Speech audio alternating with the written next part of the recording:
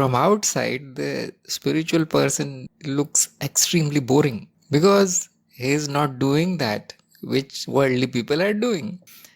He is not going to movies, he is not going to parties, he is not doing shopping and so on. But from the point of view of a seeker, all these activities are completely boring. They are useless, unnecessary actually.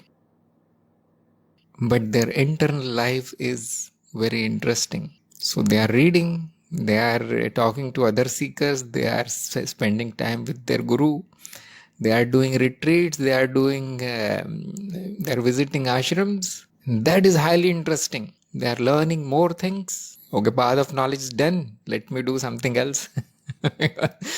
Brahman is boring, isn't it? From the point of view of a worldly person, this life is boring. From the point of view of a spiritual person, worldly life is boring. And therefore, these two cannot live under the same roof. There will be adjustment, yes. If the worldly people are kind and loving, yes, they will tolerate you, tolerate your craziness. And if the seeker is also compassionate, they will tolerate the worldly people. They will participate in their festivals and shopping and parties sometimes, not always. So only way to live with these people is to somehow develop tolerance, compassion, somehow adjust. Otherwise, you are free. Those who are free, they won't stay there.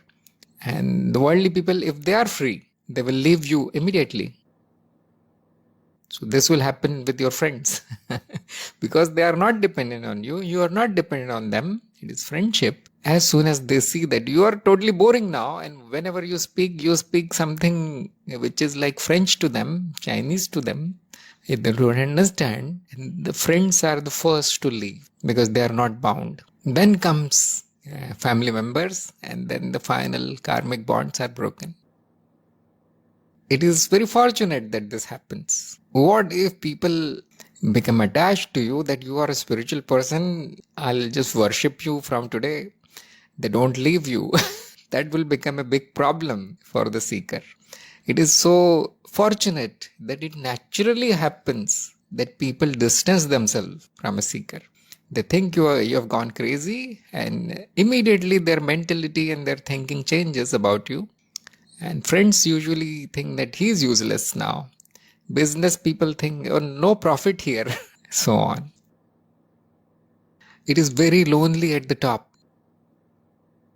The mountain of spirituality, all the crowd is at the bottom, very lonely at the top. So you need to make spiritual friends. Friendship is the only relationship which is not bondage. Everything else is.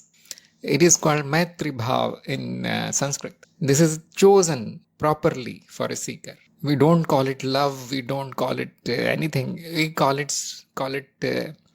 friendship. The attitude of friendliness. That's all.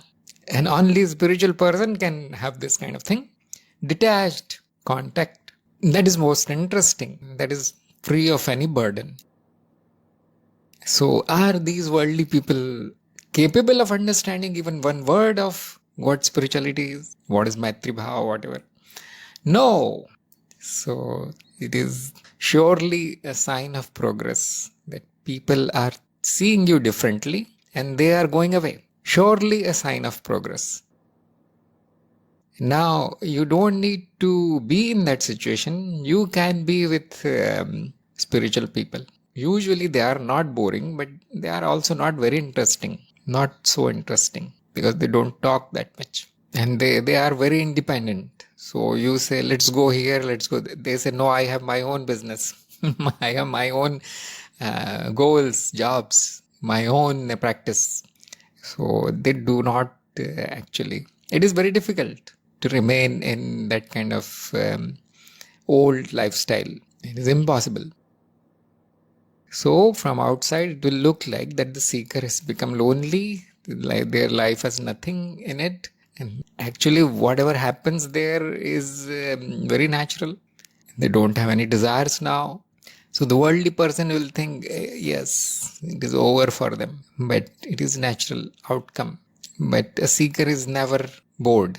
A seeker is always busy. A seeker has a lot to do because evolution has no limit. Spiritual evolution starts with knowledge. There is evolution which is automatically happening. Usually it is very slow and it is hit and trial kind of evolution. But after knowledge, especially self-realization, it becomes directed because you know the direction higher and higher. Now nobody has time to waste here. If a guru says, look, when the moon is like 40% and the time is 3 a.m., do this mudra, something, and it will help you in your evolution. And you will see that that seeker will do that also. The tiniest thing will be utilized. This is a seeker. They don't have time to waste. People think that there is a lot of time. No, we don't have time. So the more you leave your ordinary lifestyle, the more active you will become. See the paradox here. You can check me if you want. Because usually I don't say things which are not happening to me, isn't it? I'm extremely busy. How is that possible? My evolution is now in background. Now the more important thing is your evolution, your progress. Now that keeps me busy. What is not happening here? I don't get time to think also sometimes, to reply to messages and so on, emails. How is that possible? I don't have any worldly life. Hardly anything. How is that possible? You can check any guru actually. They look calm and quiet and peaceful, but they are doing something which ordinary people cannot do.